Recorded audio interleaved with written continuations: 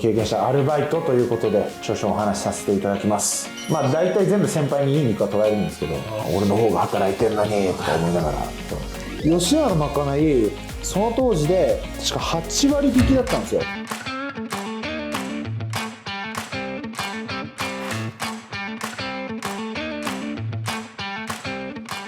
どうも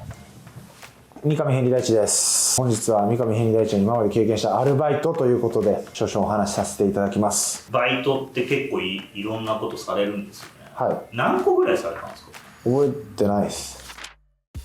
学生時代の頃からっていう風になると、はい、大学の時に剣道部に依頼が来てたバイトとして浅草の米久っていう大正時代からやってる牛鍋屋さんがあるんですけど、そこで年に4日間ウェイトレスみたいな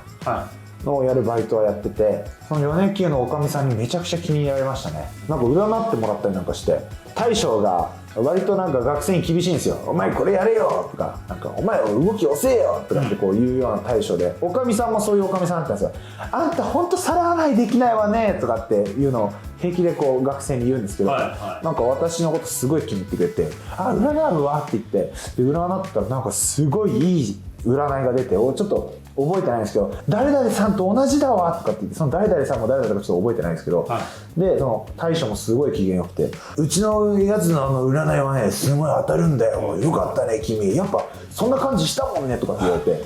ああどうもありがとうございますとか言いながらちょっとごますってたんですけど、まかないが超美味しかったです。牛鍋屋さん、やっぱ大正から続いてる老舗のところなんで、いや本当にこんなんのまかないなのっていう、大体全部先輩にいい肉は捉えるんですけど、も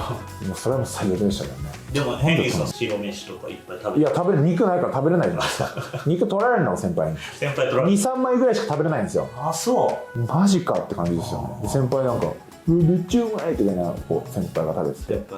超腹立ったですよね。俺の方が働いてんのにとか思いながら。そうでもそんな感じ。一番最初にやったアルバイトとかって覚えてます？一番最初にやったバイトは先輩に隠れて吉野家でバイトしましたね。そう、なんで隠れて？剣道部ってバイト禁止だったから。そう剣道部バイト禁止で、大学の時に先輩にバレないように朝始発で電車に乗って、1時間半ぐらいかけて全くみんなが行かないような駅に行ってバイトして、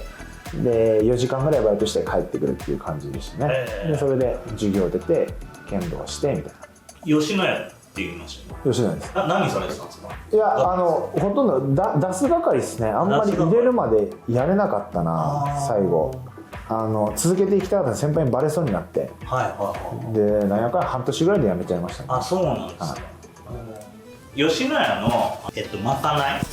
はどうだった？ああそうだ、よかった。吉野家のまかないその当時で確か8割引きだったんですよ。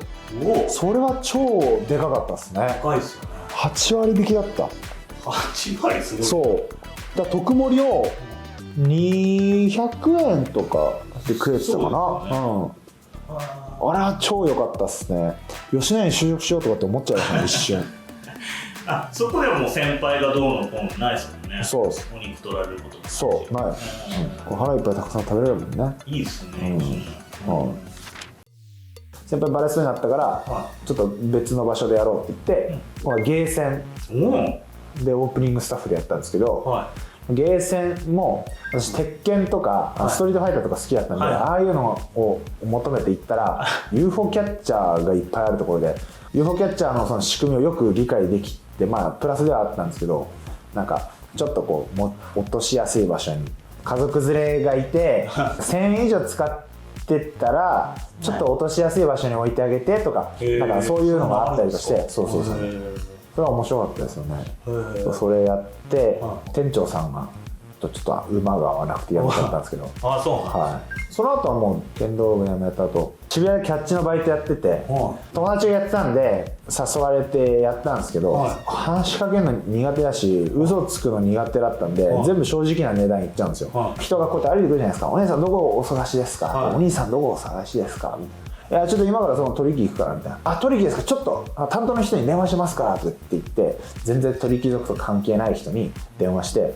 あ、どうもお世話になってますとか言って、今何名様行きますかねみたいな。を言うじゃないですか、すごい巧妙なんですよ。名前まで取引何々さんみたいな、名前に設定して、電話口もちゃんとその人に連絡するんですけど、それは全くただのキャッチ仲間で、いや今ちょっと空いてないっすねとかって、あと何分待ちですかねって、あと50分ぐらいとかって言ったりとかして、で取引ちょっと無理なんですよ、代わりにこのお店がって言って、それがキャッチのお店なんですけど、代わりにこのお店があってとかって言って、そこに誘導するんですよね、そういうやり方やったりしてたんですけど、良心が傷つくっていうか、あとはなんか店から出てきてなんかぼったくりじゃないかとかって言われるのに怖かったんで、全部正直な値段を言っちゃったんですよ、それで全然お客さん引けなくて、たまにそれでもなんか行くって言ってやってくれる人、来てくれる方とかいらっしゃったんですけど、でそれもあって全然売り上げが上がらなくて、あれ完全歩合制なんでもうやってる意味ないと思って、でそのキャッチャーの時に知り合った人がセキュリティをやってたんですよね、クラブで。だからちょっとやってみなって言われて、で行って、クラブのセキュリティ始めたんですよ。でクラブのセキュリティはかれこれ3年ぐらいやってたかな、結構長くやって、一番長く続きましたね、で割とバイトリーダーみたいな感じにもなって、